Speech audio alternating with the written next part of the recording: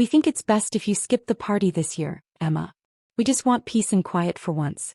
My mother's text appeared on my phone screen, each word stabbing like a small dagger. Your sister Kate is bringing her fiancé and we don't want any tension. I stared at the message, memories flooding in. 15 years of hosting elaborate holiday celebrations in my restored Victorian home, cooking meals that took days, decorating every inch to create the perfect atmosphere, all dismissed with a single text. I'm Emma Sullivan and at 38, I'd just been uninvited from the family's annual gathering, the one I'd hosted since I was 23. The irony wasn't lost on me. They wanted to celebrate in peace at Kate's small apartment instead of my spacious, lovingly restored house.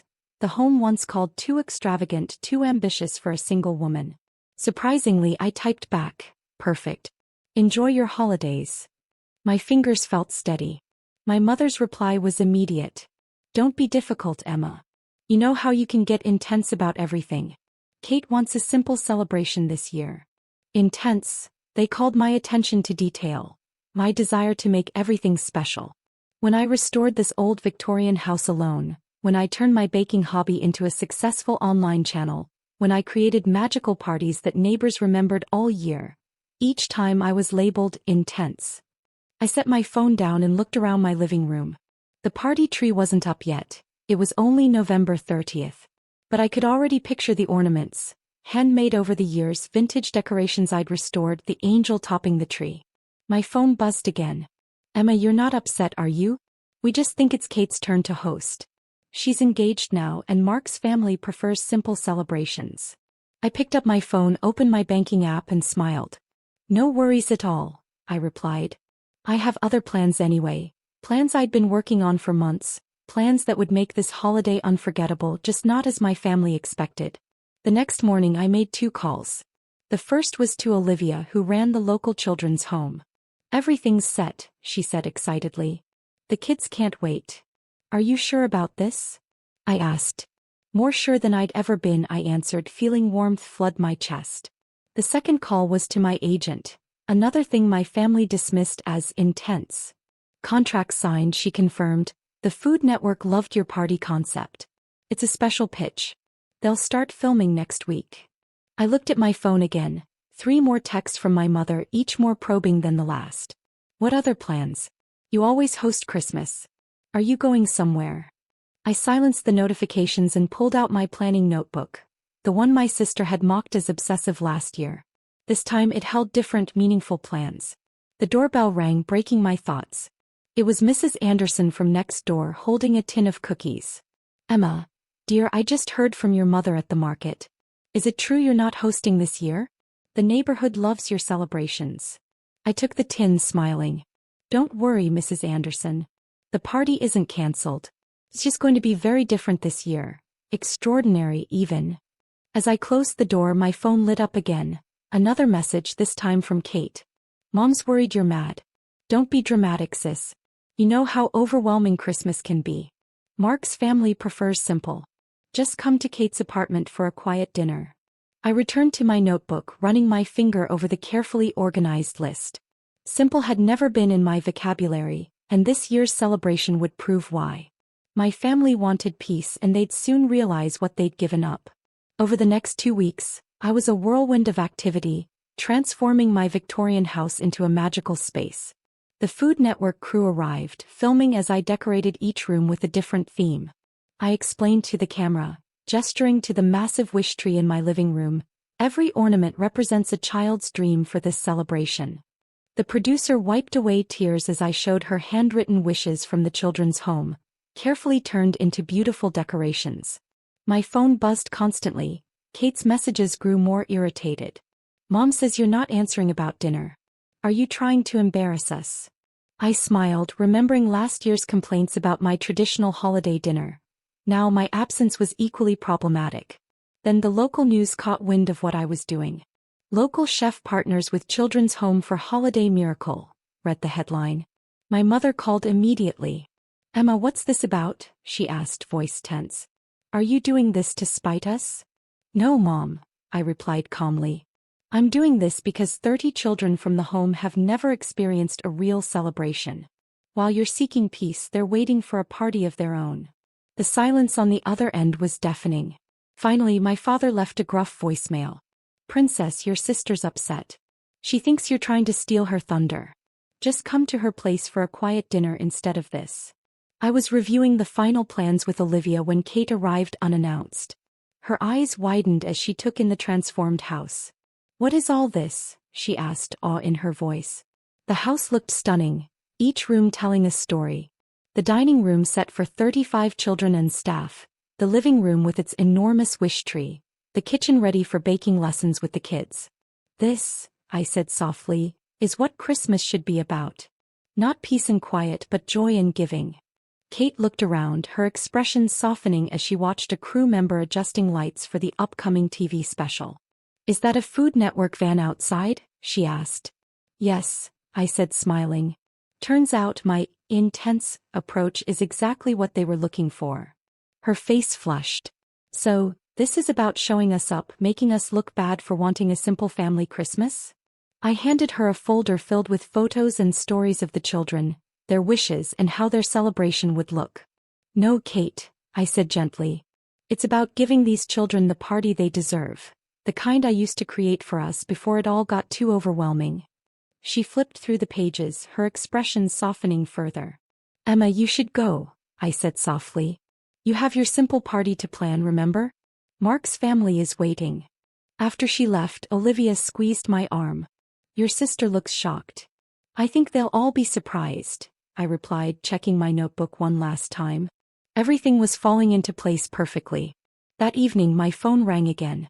My mother's voice was hesitant. "Emma honey, we've been thinking. Maybe we were hasty about Christmas. Your house has always been perfect for hosting."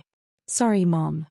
And with that I smiled, knowing I was about to make this holiday one they'd never forget, on my terms. I silenced her with a simple gesture, but everything was already in motion. The children's home was counting on this celebration and the Food Network schedule was set. "You and Kate can enjoy your peaceful Christmas. I'll be here creating a little magic." I could almost hear her mind working, calculating the missed opportunity to be part of what was quickly becoming the talk of the town. They'd realized that their small, simple party wouldn't have the same impact, that it wouldn't inspire the same wonder. "But we're family." She made one last attempt to persuade me. "Yes," I responded softly, watching as more decorations were carefully placed around the house. "We are.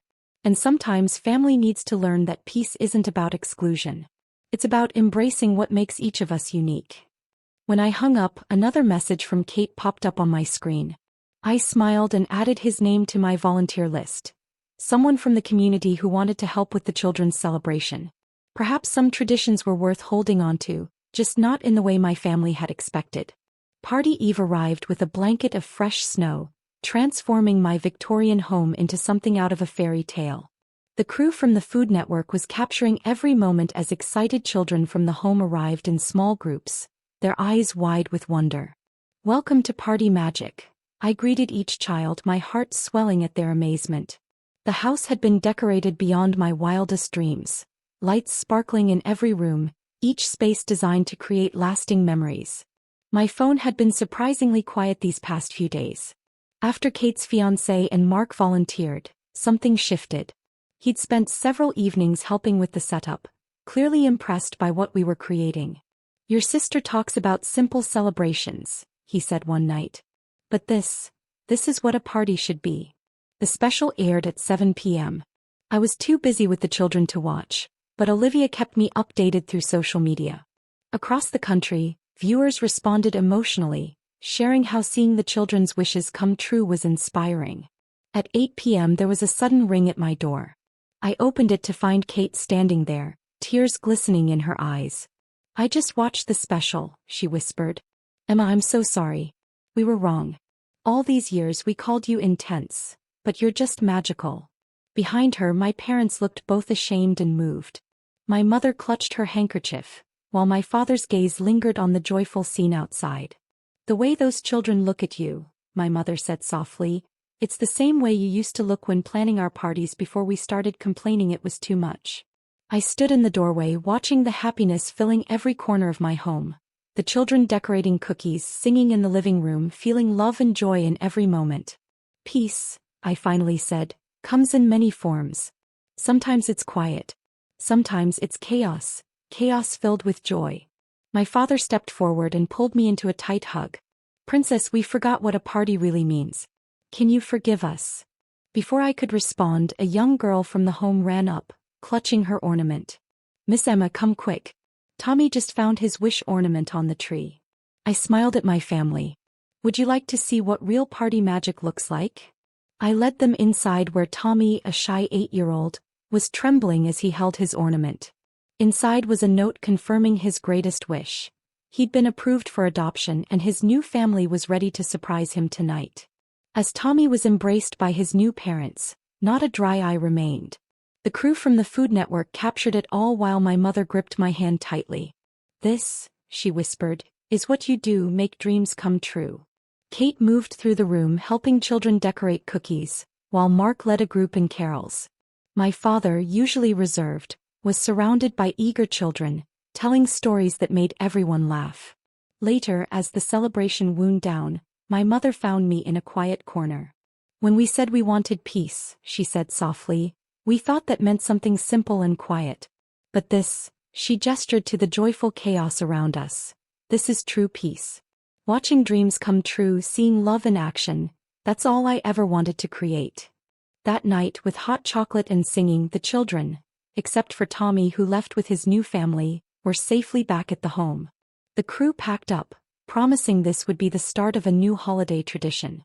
As my family prepared to leave, Kate hugged me tightly. Our simple party tomorrow feels kind of silly now, she admitted. Any chance your intense sister and her magical house could host instead? I laughed, pulling out my planning notebook. I might already be preparing for that possibility. My father chuckled. Of course you are, princess. You always think of everything. And so, Christmas Day arrived with my family back in my Victorian home, celebrating as they always had, but without criticism or complaints. Instead, they appreciated the magic that attention to detail can create, understanding that sometimes, the grandest gestures bring the deepest peace. They learned that family means accepting and celebrating what makes each person special. As we gathered around the table, my mother raised her glass. To Emma, she said, who taught us that peace isn't found in simplicity, but in the joy of creating magic for others. I looked around at my transformed family, smiling. Sometimes the best gifts are wrapped in lessons you never expected. Lessons about love, generosity, and the true meaning of Christmas.